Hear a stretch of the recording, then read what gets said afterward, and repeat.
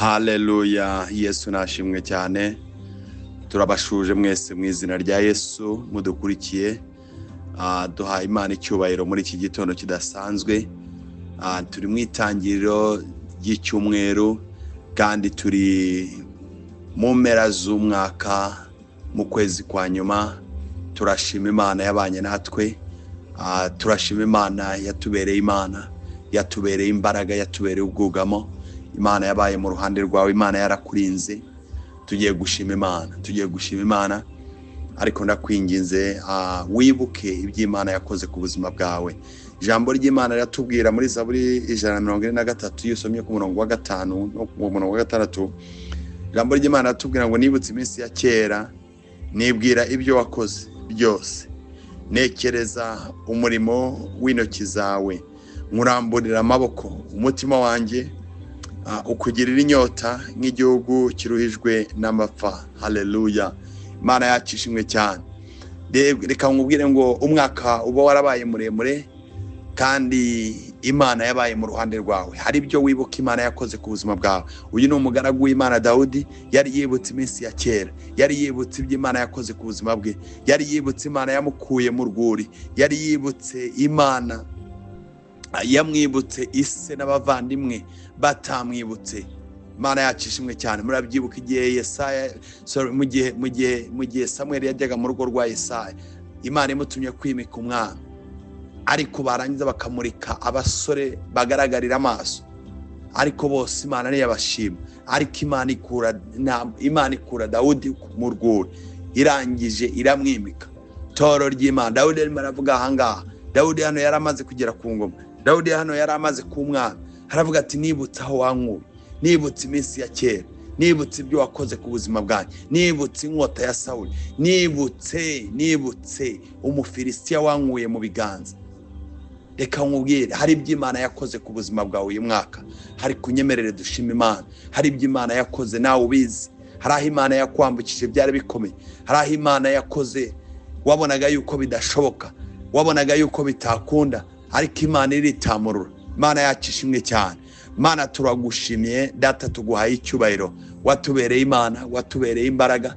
Twabonye kugira neza kwawe, twabonye urukundo rwawe, waraturengeye Uwiteka. Suko ibiduhiga bitari bihari, suko ibiduhiga bitifuzaga kutumaraho, ariko Uwiteka Mwami waratubambiye amahema, waratwimanye amaboko y'abanzi, waratwimanye Nyagasani mu ntambara za hato na hato, waratwimanye Nyagasani Data kugira ngo tudakorwa n'isoni, waratwimanye kugira ngo tutamwara. Iki gitondo tugarutse imbere yawe Mwami, tugarutse kugushima.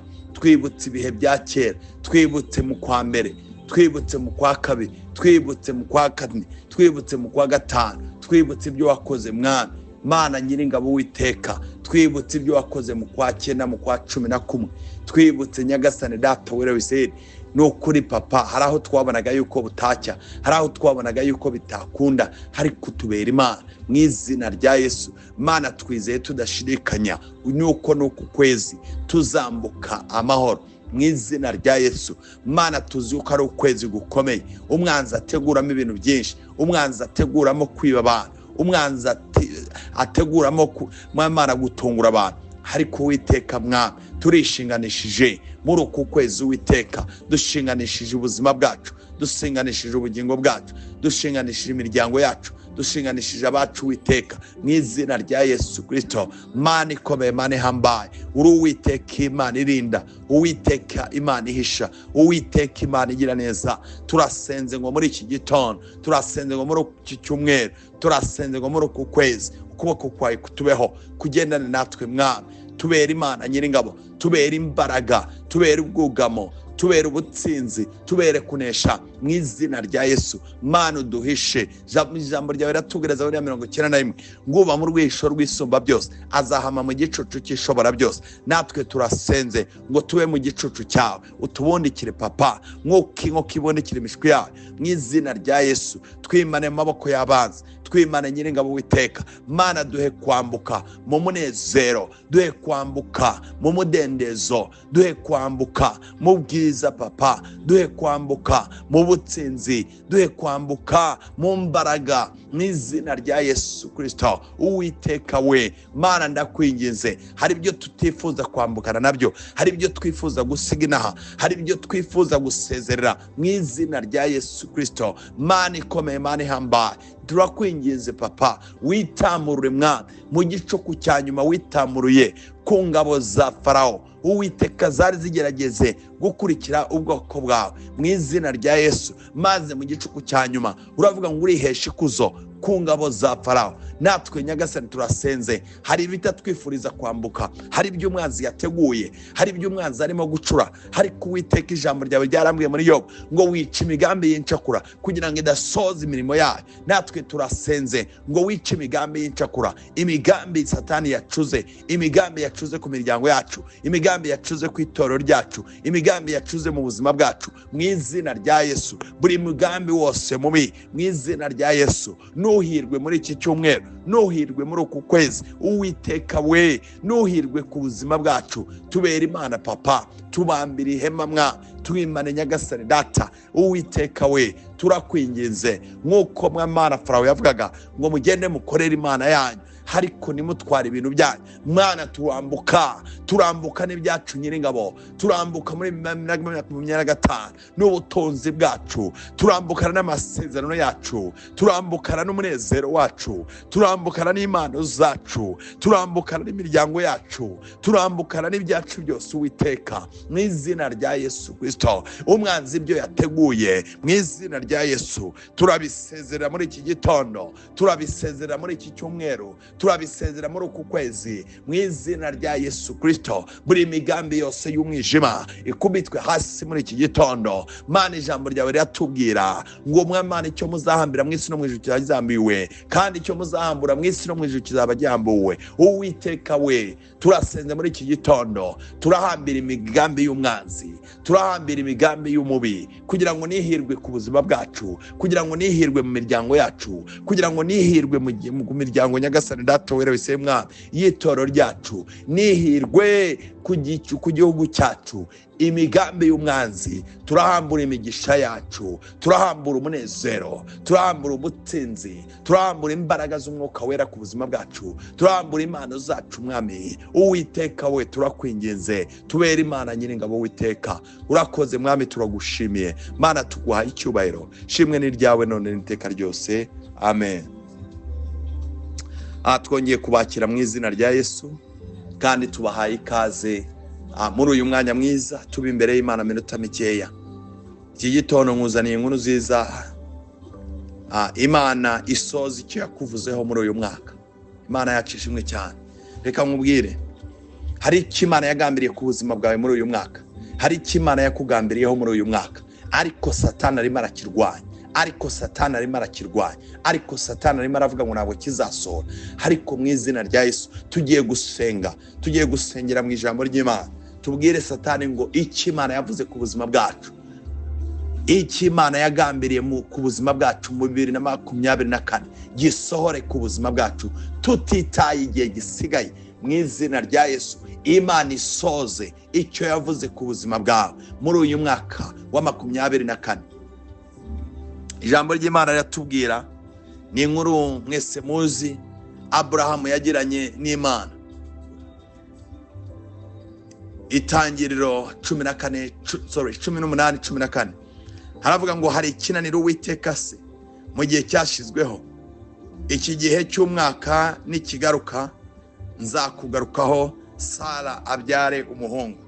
Imana yacu ishimwe cyane, Imana yacu ishimwe cyane. Muri iki gitondo nongeye gufashwa n'ikiganiro Imana yagiranye na Abrahamu mu bijyanye n'isezerano yari yaramuhaye.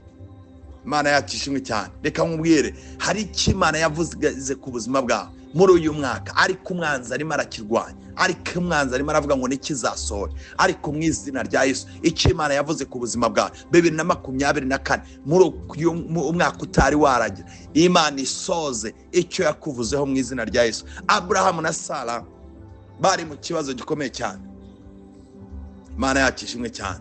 Ariko ndimo gutekereza kuri aya magambo, hari amagambo magari kandi nizeho kandi nifuza kugira ngo ngusangize muri iki gitondo. Reka nkubwire, hari ibintu nize muri iri jambo. Burya imitekerereze yacu, imitekerereze y'umuntu niyo mbogamizi ikomeye ko gusora kw'imigambi myiza Imana idufiteho. Imana yacu ishimwe cyane. Abrahamu ashingiye ku bwenge bwe ndetse nuko no kunararibonye yabonaga yuko bidashoboka. Sara akimara kubwirwa aya magambo yatekereje ku gusama no kubyara bidashoboka kuri we. Yabivuze ashingiye ukuntu umubiri we yari awuzi, ku buryo ubwe yiyumvaga yuko ndetse nuko abandi bose babirebaga, icyo nicyo cyamuhaye guseka.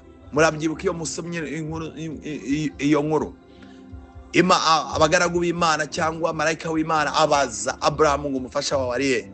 Bari bamaze gufungura, bari bamaze kurya. Harangiye baravuga ati mu gihe cy'umwaka, igihe nk'iki ngiki Sara azaba afite umwana. Sara azaba akiki? Sara araseka, yari inyuma y'ihema. Imana yacu ishimwe cyane. Imana yamubaza ngo niki gitumye useka?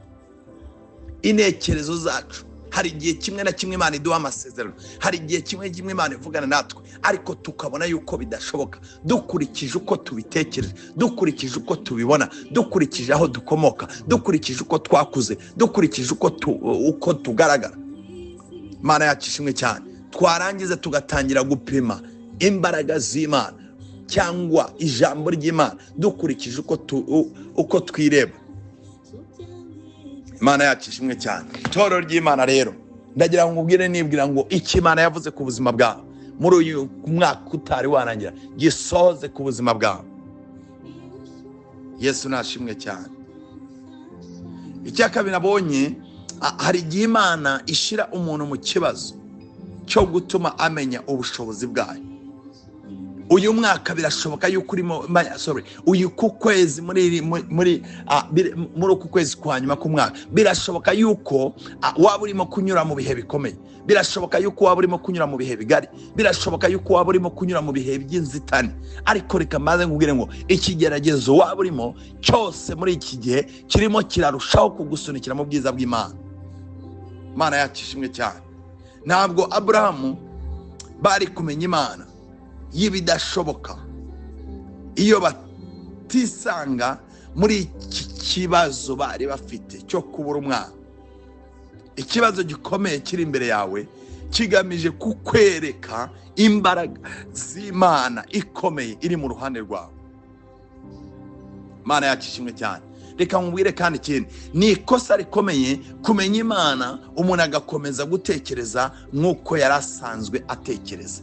Imana yacu ishimwe cyane. Iyo tumenya Imana, imitekerereze yacu irasabwa guhinduka, tukareba ibintu uko abandi batabibona, tukizera mu bidashoboka. Imana yacu ishimwe cyane. Ibi bimeze nko kwitwara k'umuntu uri mu mwijima kandi watangiye kandi umucyo warakuviriye, kandi ugendera mu mucyo, kandi uri umuntu wanesheje. Imana yacu ishimwe cyane. Ikindi, izina ry'Imana rindi mu buzima bwayo yitwa Imana ishobora byose. Haleluya. Ni Imana yanjye, ni Imana ikura umuntu aho abantu batatekereza. Ni Imana ikura umuntu mu bukungugu yarangiza ikamwicaranya n'ibikomangoma. Ni Imana ijya ihindura amateka. Ni Imana ijya ikura aho abami yarangiza ikimika abandi. Yesu nashimwe cyane. Mu izina rya Yesu Kristo, wongere wibuke yuko ni igihe cyawe cyo kugendera mu mucyo, ntabwo ari igihe cyo kugendera mu mwijima. Reka nkubwire ikindi utaruzi. Kwizera Imana no kwizera n'igihe cyayo. Imana yacu ishimwe cyane. Wikumva yuko ibyo Imana yavuganye nawe wumva utangira kubitekereza ngo bizasohora mu mwaka utaha. Reka nkubwire, na nyuma ya zera Imana irakora. Imana ntabwo igihe cyayo ntabwo gipimirwa ku bihe by'abantu, ntabwo gipimirwa mu bihe. Oya, reka nkubwire, igitondo kimwe Yosefu yaraye muri gereza, umugoroba wacyo aba prime minister, aba umuntu ukomeye. Imana yacu ishimwe cyane. Iyo fenomeno ntabwo ushobora kujya. Ni gute umuntu ashobora kuva amageragere yarangiza agakurwayo yapointinga kuba minister? Imana yacu ishimwe cyane, akagororerwa. Reka nkubwire, ni Imana yacu ikora mu gihe cyayo. Igihe rimwe na rimwe abantu Imana yacu tuyigeranya mu gihe cyacu, tuyigeranya mu ngengabihe zacu. Imana yacu ishimwe cyane. Ariko mu izina rya Yesu Kristo, Imana ikomeye, muri uku kwezi kwa nyuma, Imana ikwigaragarize, Imana ikwiyereke, Imana igutungure mu izina rya Yesu Kristo, ubone kugira neza kw'Imana. Mana turagushimiye, data duhera weseri, hari icyo watuvuzeho muri uyu mwaka, hari icyo wavuze ku buzima bwacu, hari icyo wavuze muri uku kwezi. Ariko mu izina rya Yesu, umwanzi arimo arashaka kukiriganya. Muri iki gitondo turasenze ngo icyo wavuze ku buzima bwacu muri uku kwezi, Uwiteka, gisohore mu miryango yacu, gisohore ku buzima bwacu mu izina rya Yesu Kristo. Mana nyiringabo, Uwiteka, imbaraga zose zibuza abayisaka kuvuka, imbaraga zose zirwanya abayisaka kuvuka, mu izina rya Yesu Kristo, Mana turashiraho iherezo kuri izo mbaraga. Uwiteka Imana nyiringabo, bayisaka bacu bavuke muri uku kwezi, bayisaka bacu bavuke muri uku kwezi, bayisaka bacu bavuke mu izina rya Yesu. Uwiteka Imana nyiringabo, igitangaza cyawe gisohore ku bantu bawe.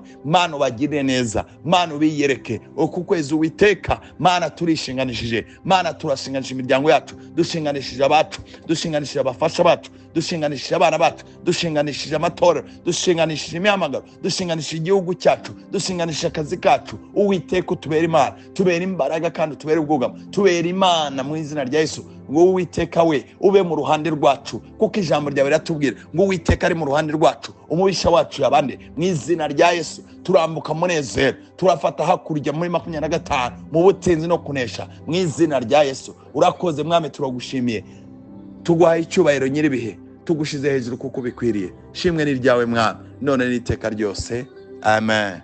Imana ibagire neza.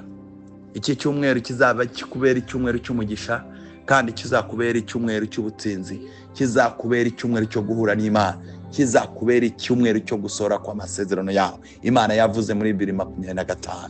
Mugira amahoro. Shalom.